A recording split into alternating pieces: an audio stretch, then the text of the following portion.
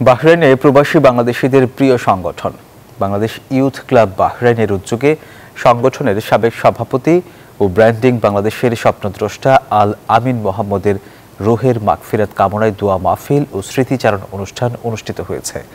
অনুষ্ঠানে সভাপতিত্ব করেন মোহাম্মদ ইমন এবং সঞ্চালনা করেন মুস্তাফিজ মাসুম।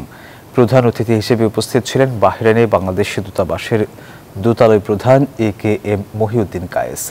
বিশেষ অতিথি ছিলেন বিজনেস ফোরাম বাহরাইনের সাধারণ সম্পাদক জসিমউদ্দিন, সাবেক সভাপতি আবুল কালাম আজাদ এবং বিয়ন্ড মানির কমিউনিটি ম্যানেজার মাজহারুল ইসলাম বাবু। বক্তারা বলেন, মরহুম আল আমিন মোহাম্মদ ছিলেন নিবেদিত প্রাণ সমাজকর্মী, যিনি প্রবাসীদের ঐক্যবদ্ধ করতে এবং আন্তর্জাতিক অঙ্গনে বাংলাদেশকে তুলে ধরতে নিরলসভাবে কাজ করেছেন।